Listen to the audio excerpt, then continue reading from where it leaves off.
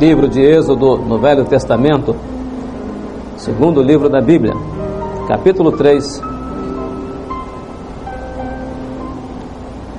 A Bíblia diz assim: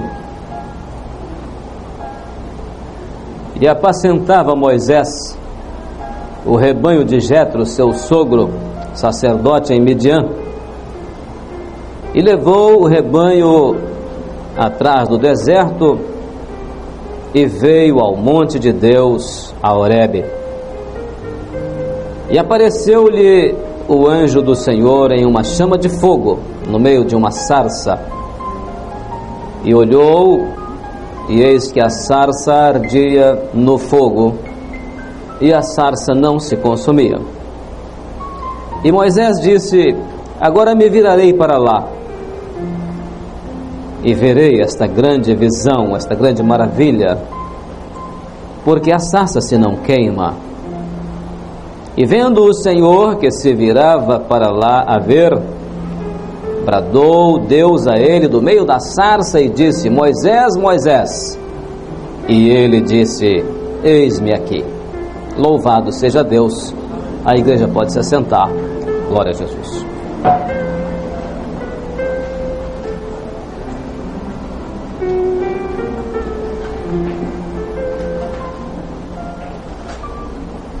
Meus amados irmãos, eu disse que a nossa palavra de ânimo e de estímulo para os nossos irmãos e amigos, juntamente com os seus familiares que aqui estão, seria uma palavra pautada nas Escrituras Sagradas. E naturalmente não vamos nos delongar nesta palavra, mas vamos deixar aqui aquilo que foi o resultado na vida de um homem notável na história, quando um dia ele reservou alguns momentos da sua vida para Deus se revelar a ele. Por que um homem notável? Porque Moisés é conhecido na história como o legislador, o homem que empreendeu as primeiras grandes leis que serviram na história para nortear muitos povos, muitas nações ao longo da história. Mas o que era notável em Moisés é que quando ele tirou alguns instantes para chegar-se diante de Deus e Deus se revelar a ele, isso foi numa ocasião muito especial, porque ele tinha passado uma primeira etapa da sua vida, e essa primeira etapa, Moisés havia adquirido nela uma cultura notável. Ele se formara nas melhores universidades do Egito. Ele tinha os segredos de guerra da maior nação de então, que era o Egito Antigo. E no acervo cultural que Moisés trouxe do Egito, ele era conhecedor de uma ciência que até hoje, no século XX e no século XXI, ainda desafia os maiores sábios. Tratava-se, portanto, de um homem de uma formação cultural extraordinária. Um homem que, por certo, viria a ser um futuro faraó do Egito, pois fora criado aos pés dos grandes governantes do Egito. O que Deus tinha para dizer a um homem assim? Qual seria a palavra de Deus para um homem notável como Moisés, que era portador de uma cultura tão extraordinária, estava recém-chegado nos campos de Midian, na terra de Canaã, na Palestina, recém-chegado de um lugar onde dali partia o domínio do mundo inteiro, Qual seria a mensagem de Deus para um homem assim? O que Deus podia usar, podia fazer para se fazer entender por um homem assim, para se revelar a ele? E Deus vai usar uma linguagem para se revelar a Moisés que não é em nada diferente daquela que Deus tem também para usar, para nesta noite aqui se revelar a muitas pessoas que vieram aqui e particularmente àqueles que venceram uma etapa acadêmica no ano que passou, em 2004, e por certo agora irão entrar agora numa fase profissional das suas vidas em função da formação acadêmica que adquiriram. Qual a mensagem de Deus para os vossos corações, formandos do curso de administração da Faculdade Cândido Mendes no ano de 2004? Para começar, aquilo que Deus tem para falar ao homem, aquilo que Deus usa para se revelar ao homem, será sempre a linguagem mais simples, o recurso mais simples. O nosso Deus não precisa construir um aparelho extraordinário, de alta tecnologia, para com ele se revelar ao homem. Não. Deus se revela ao homem numa gota de orvalho, numa chuva que cai, no orvalho da noite que refresca. A linguagem de Deus é sempre a mais simples. E foi exatamente isso que Deus usou para se comunicar com Moisés, para se revelar a um homem da grandeza de Moisés. E a linguagem foi a seguinte: ele viu uma sarça, ou seja, um arbusto, lá na região de Horebe. É a região de Sinai. Horebe ou Sinai é a mesma coisa, onde fica ali entre o Egito, Israel e a Jordânia. E ali naquela região estava Moisés.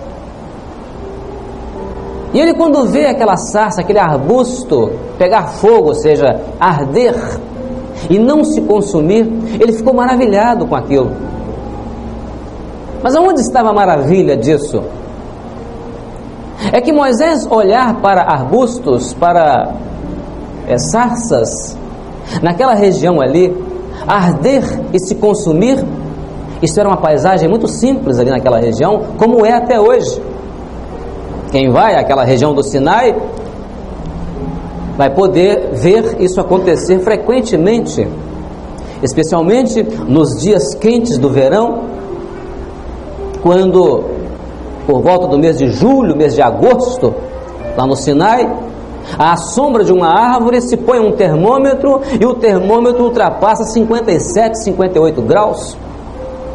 E lá no meio daquelas rochas, nas fendas daquelas rochas do Sinai, é muito comum aqueles arbustos ressequidos pelo sol do dia, de repente eles incandescem, eles pegam fogo, eles ardem.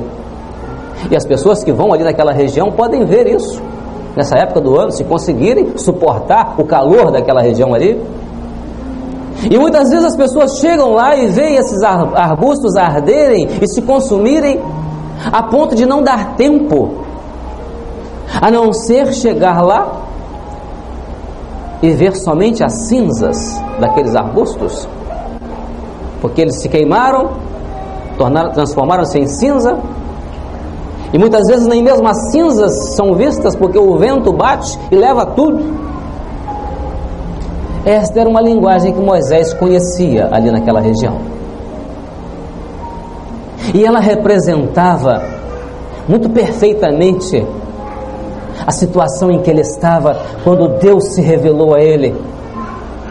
Porque ele, embora ele estivesse vindo da nação egípcia, aonde lá ele teve acesso à cultura mais notável do mundo antigo, aonde lá ele teve acesso aos poderes de guerra, os mais extraordinários dos faraós do Egito, às riquezas, aos tesouros do Egito. Mas uma coisa ele amargava dentro de si: ele havia recém-chegado do Egito,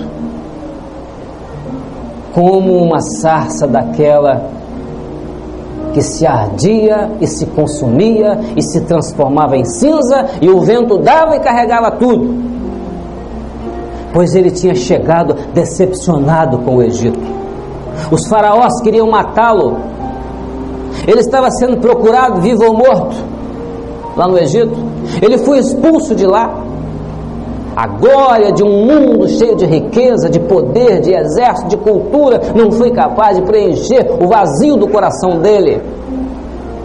Então ele estava exatamente como uma sarça que ardia e se consumia e se transformava em cinza, e o vento dava e carregava tudo. E foi a um homem assim que Deus se revelou de uma forma totalmente diferente. Deus se revelou a ele, mostrando para ele que a sarça na mão de Deus, quando há o fogo do amor de Deus, ele acende na vida do homem, ele não acende como o fogo do Egito para consumir, mas ele acende para conservar o homem em vida. Essa visão, essa maravilha chamou a atenção de Moisés. A obra de Deus é sempre assim. A do homem é consumir e destruir. A de Deus é conservar e dar vida. A do homem é transformar a glória mais extraordinária em termos humanos em um túmulo, onde as pessoas que passaram por essas glórias e confiaram nelas e se estribaram nelas, um dia os seus corpos foram para os túmulos e só ficou a lembrança deles na história. Mas quando o fogo de Deus acende sobre o homem, ele o acende não para notabilizá-lo nesta vida aqui, mas para transplantá-lo desta vida aqui para uma vida eterna. É por isso que aquele encontro de Moisés com Deus foi no momento em que Moisés estava na idade de 40 anos de idade. E depois daquele encontro, ele ainda viveu mais 2 períodos de 40 anos na sua vida. Até os 40 anos no Egito, dos 40 aos 80 anos preparando-se no deserto, fazendo uma pós-graduação, lidando com rebanhos, com ovelha, mas conhecendo um Deus que conservava a sua vida e não um Egito que queria destruir a sua vida. O homem não está imune neste mundo. Deus não desaprova a cultura humana, não. Deus não desaprova a capacidade do homem de estabelecer os seus ideais, lutar por eles, galgá-los, vencê-los, alcançá-los e desfrutar dos resultados deles, não. Mas quando isso é feito na perspectiva da chama do amor de Deus, isso se transplanta desta vida para a eternidade.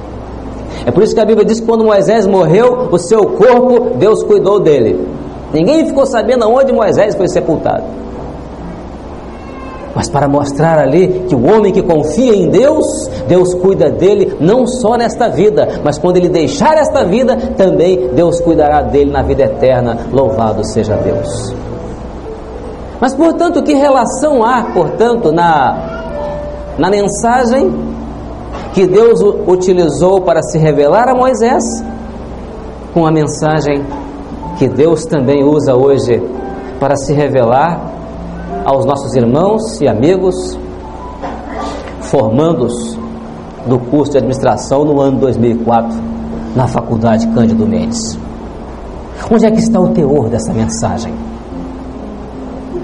Aquilo que Moisés viu foi uma sarça que pegava fogo e não se consumia.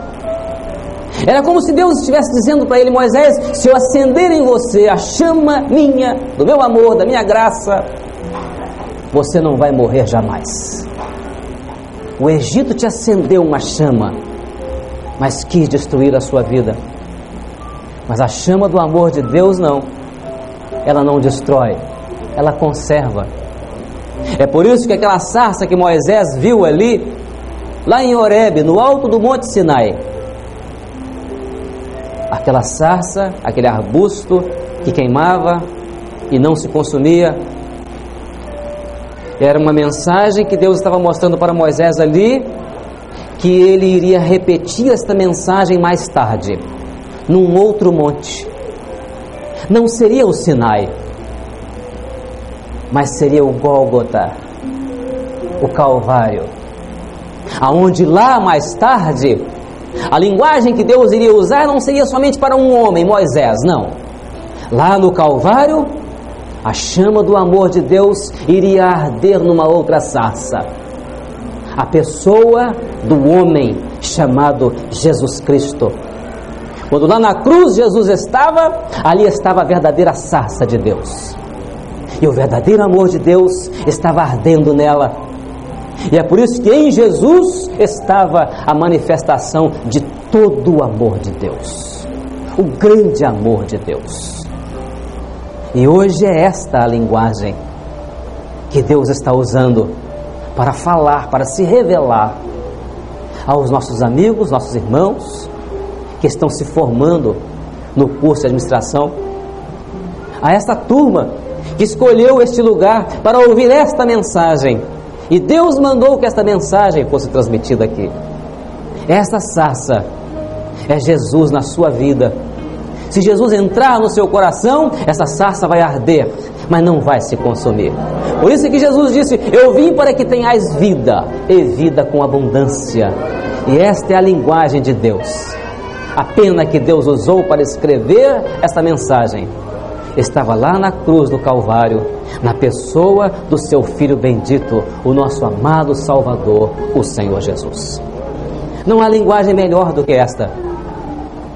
Da vida acadêmica para a vida profissional, Jesus é capaz de acender essa chama e transformar a existência nesta vida aqui em algo que se transplanta para a vida eterna. Louvado seja Deus. Que Deus possa nos abençoar com esta palavra. Nós vamos ouvir mais um louvor.